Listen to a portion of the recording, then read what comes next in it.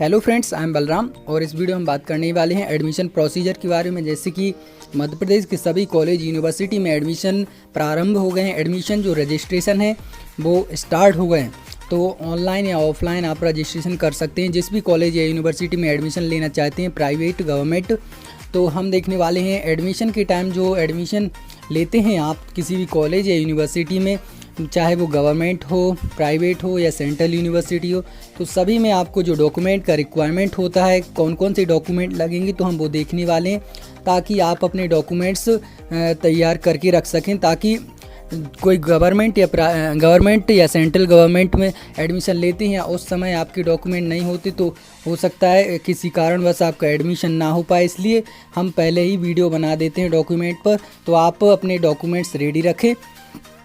तो देखते हैं हम डॉक्यूमेंट्स के बारे में।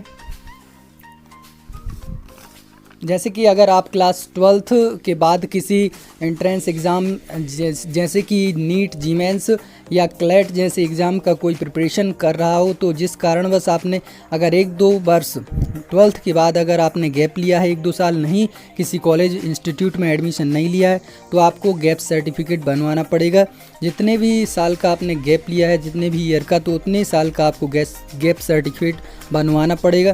तो हम एक सेपरेट वीडियो बना देंगे कि गैप सर्टिफिकेट आप कैसे बनवा सकते हैं ईजिली, तो और कितने रुपए लगेंगे आपको बनवाने में, तो ये वीडियो हम बना देंगे।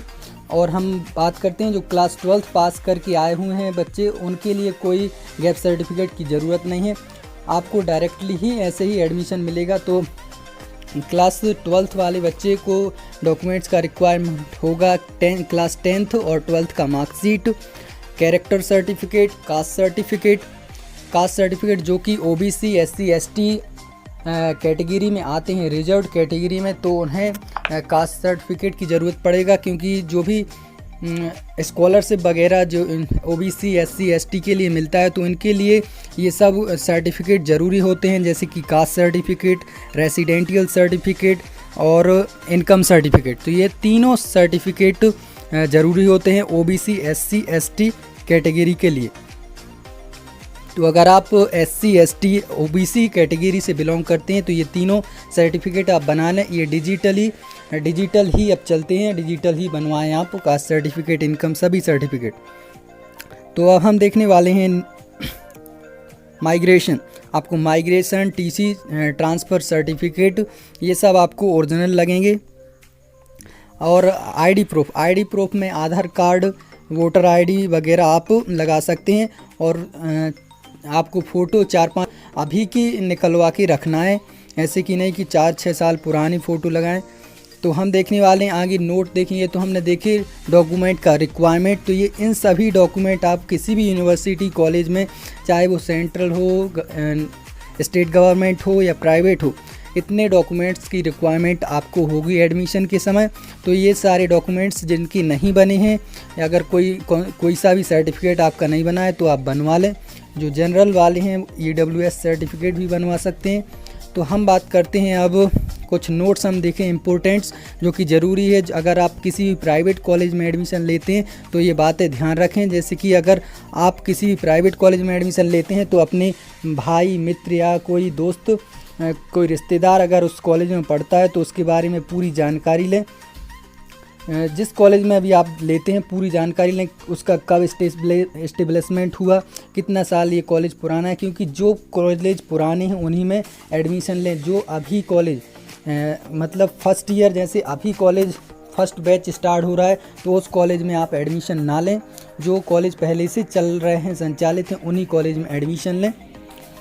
और हम देखने वाले हैं फ़ीस का। तो जो प्राइवेट कॉलेज होते हैं उनमें कोई फ़िक्स फ़ीस नहीं होता, किसी से भी कितनी भी चार्ज कर लेते फ़ीस। तो आप फ़ीस का ज़रूर ध्यान रखें प्राइवेट कॉलेज में अगर आप एडमिशन लेते हैं तो। क्योंकि ऐसा होता है कि किसी बच्चे की कम ले लिए, किसी के ज़्यादा ले लिए, तो ऐसा नहीं होना चाहिए। आप फ़ीस का ध्यान रखें।